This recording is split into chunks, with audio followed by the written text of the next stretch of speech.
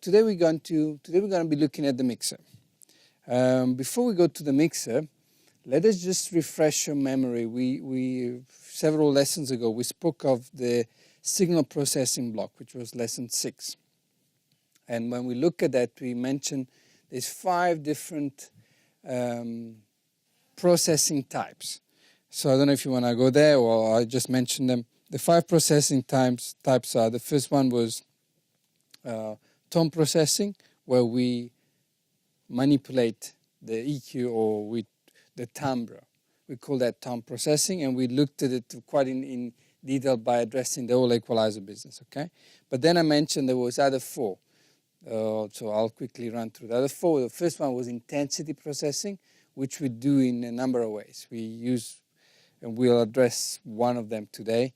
So intensity processing goes from a preamp to a signal amplifier, like amplifier for a loudspeaker. Then we spoke of routing, which is kind of taking a sound and taking it from one place and assign it to several outputs. We'll speak about that today. Then the next one was effects, where we add effects to a signal, like reverb or delay. You didn't get that. And the third one is time processing, where we have to add time to a signal just because we need to process it for a number of reasons. There's a number of reasons why we would do that. So these are the five types of effects, or processing, that we have available in our hands. Do you remember the whole discussion we had about manipulation? Our capacity to control sound we call manipulation. So these 5 weapons we have in our bag, in our toolkit, to manipulate and control sound, which is tone processing, intensity processing, effects, routing, and then time processing. These are the 5. Okay, so if we understand that, what is a mixer? A mixer essentially is an electronic device or an electronic unit, let's rather call it that. This is a unit made up of several devices. Okay, so this unit is made up of several pieces. The reason why we do that is that we could have every single channel strip here is made up of several devices.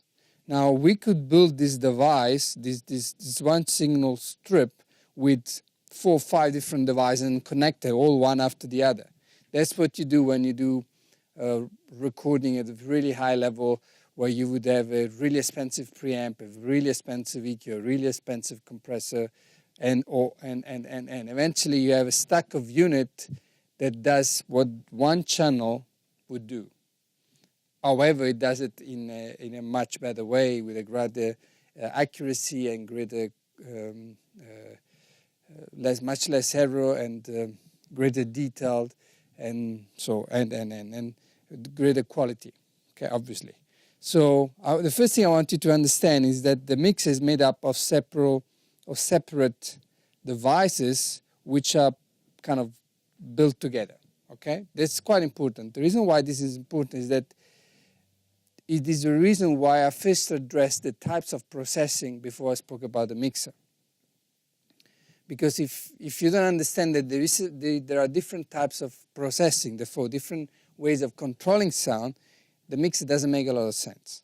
Because then you get lost. There's so many knobs, and this is also not so bad. If you go to a digital mixer, it looks simpler, but it's more complicated because there's a lot of stuff you do not see. You only see a portion at a time. Most of digital mixer, you only see a portion of the whole architecture. In an analog mixer, you see everything at once. Everything you can touch or control is visible. In a digital mixer, it isn't. And that's why a digital mixer can be a bit more confusing, or it is generally a bit slower unless you know it very well, and or you have a very good digital mixer. But anyway, that's beside the point. It's not a discussion we want to go. So the first thing I would like to suggest is that, or the first point I want to make is that every mixer is made up of a number of devices. So to understand this, we have to take a channel strip, and kind of analyze each section. That's what we're going to do today. Now, if you understand one channel strip, you'll understand all of them, because it's the same thing repeated in this channel, in this mixes 24 times. But once you understand one, it's the same thing, just 24 times, okay? So that's kind of the good news. The good news is you don't have to understand all of this, you just can understand one. If you understand one, you'll understand all of it. So if you can break it down to the unit, once you understand the unit, you understand the whole, okay? Now, before I go and use this mixer as an example, a few important things I have to mention is that in a mixer, the 5 different processing types can be found in some, all of them, in some, just some of them, okay? So in this specific one, we will find 3 types of processing, which would be the tone control, which is this section, the equalizer. Then we'll have a routing matrix, which is constituted by this section here. And then we will have intensity, which is constituted by the gain potentiometer or the trim, this knob, and obviously the fader, which is a intensity or volume control. So in this specific mixer, we only have 3 of the 5. If you had to take a mixer which had a built-in effect, we would have 4 of the 5. If you had an analog mixer which also had some compression dynamics control, again, we will have 4 of the 5.